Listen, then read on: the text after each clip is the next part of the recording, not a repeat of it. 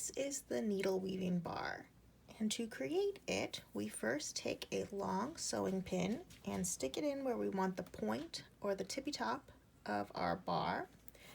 And then we just slide it in so the bottom part pops out.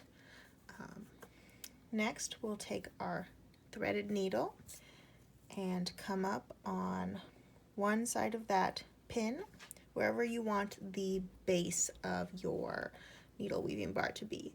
I'm just going to do mine, I'll make it a little shorter, right here. So it doesn't need to be down by the bottom of your pin. You could have it anywhere. But we'll come on up, feel our knot nice and flush with the back of the fabric, slide our thread around the pin, and then we go back down on the other side of that pin, parallel with where we came up through the fabric. And gently tug so we have a little triangle here. Next, we want to come up inside that triangle, like in between those 2 points at the base. And now we're going to start weaving our bar. So we start by going from the inside towards the outside. So we go underneath that outer bar, pull that through, and then we do the same on the other side, coming from the inside underneath that bar, pulling that around. And we don't want to tug too tightly so we can keep our little triangle here, but we always go from the inside underneath that outer bar and gently tug here.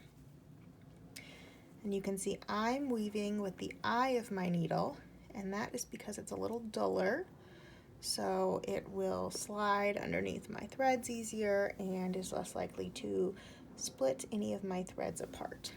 And I'm kind of just smushing down my rows each time I slide my thread through, so this gets nicely packed down and filled in. We want our rows super close together and not loose at all. And we'll just keep working our way up to the top of our pin.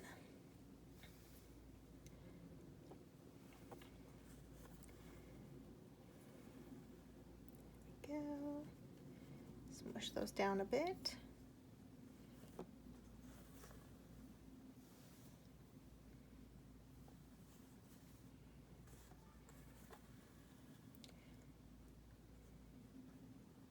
Go, a little more smush. Keep on weaving. This stitch uses quite a bit of thread because you're making sure your rows are very packed together. So you want to make sure you have enough thread to complete the entire needle weaving bar before you start it, because otherwise you will not be able to finish your bar. Won't look right.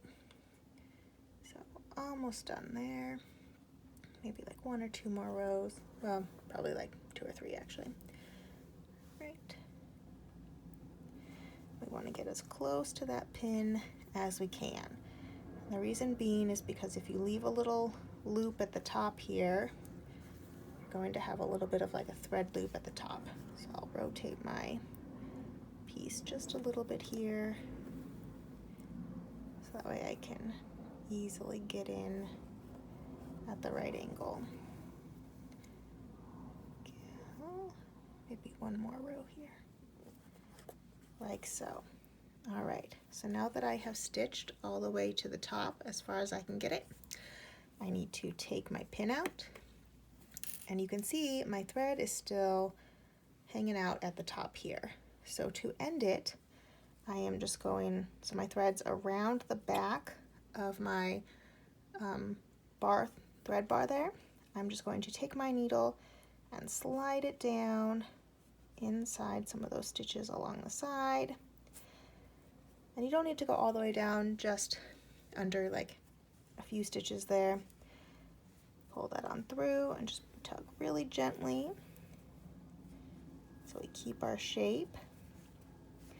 And then we will cut that thread away. Nice and flush with our bar, making sure not to cut the weaving of the bar itself, and then kind of fluff it up. And there we go. That is our needle weaving bar that is detached at the top.